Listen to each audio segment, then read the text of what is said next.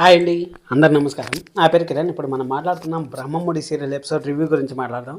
దానికన్నా ముందు మనం బ్రహ్మముడి సీరియల్ చూస్తాను, లేకపోతే గుప్పుడంత మనసునే మళ్ళీ అక్కడ హీరో హీరోయిన్ ప్లేస్లో వేరే వాళ్ళని చూస్తాను అనేసి నాకైతే అనిపిస్తుంది. మీకు కూడా అనిపిస్తుందా లేదా అనేది కూడా ఖచ్చితంగా కామెంట్ చేయండి. ఎందుకంటే గుప్పుడంత మనసు 2 అని చెప్తా ఉన్నాను. అక్కడేమో ఋషి కాస్త రంగగా మారాడు. వజ్దారా గారికి అన్నీ తెలిసినా కానీ వాళ్ళ మామగారికి అయితే ఋషి సార్ బతికే ఉండరని చెప్పలేదంటే అసలు ఫోన్ కూడా చేయలేదు. ఫోన్ ఉన్నా ఏమున్నా యాక్సెస్ ఉన్నా అసలు ఏం చేయలేదు. కానీ అక్కడ ఋషి సార్ వచ్చిన వారానికంతా, కాలేజీకి వచ్చిన వారానికంతా సీరియల్ని అయితే ఎండ్ చేసేస్తారు. బ్రహ్మముడిని మాత్రం అట్లా చేయొద్దండి, దయచేసి అట్లా చేయొద్దండి.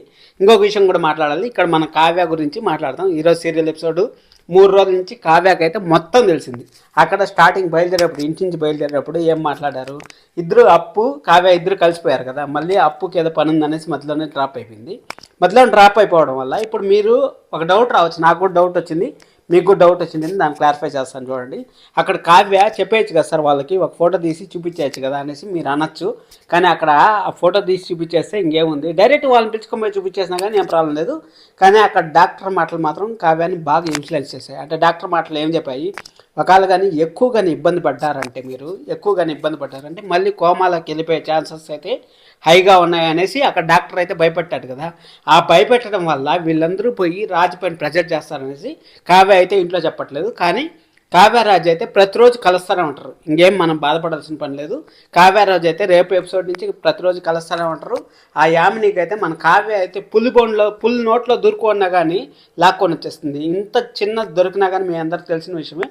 అంత చిన్న పాయింట్ దొరికినా కానీ కావ్య ఆవలిసే పేగులు లెక్క పెడతారని చూడండి. ఆ విధంగా ఖచ్చితంగా కావ్య అయితే రాజు 30 రోజులు అయితే టైం చెప్పింది కదా. 30 రోజుల లోపల రాజుని అయితే తీసుకొస్తుంది.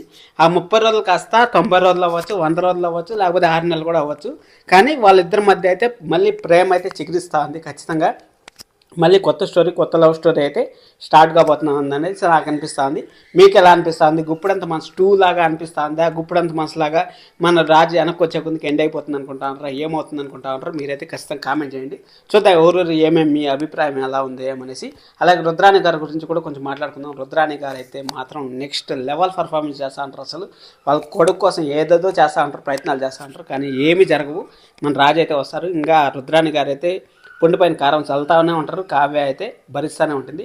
మన అప్పు ఏదో ఒక సైడ్ నుంచి తీసుకొస్తాను కదా, ఆ అప్పు అయితే ఏం చేయదు, ఊరికే జస్ట్ ఆ కేసును ఓపెన్ చేసి వాళ్ళ ఊరు ఏమి అని చెక్ చేస్తూ ఉంటుంది అంతే. మీరైతే సబ్స్క్రైబ్ చేసుకొని మరిన్ని అప్డేట్స్ కోసం. Thank you so much. Love you all. By by.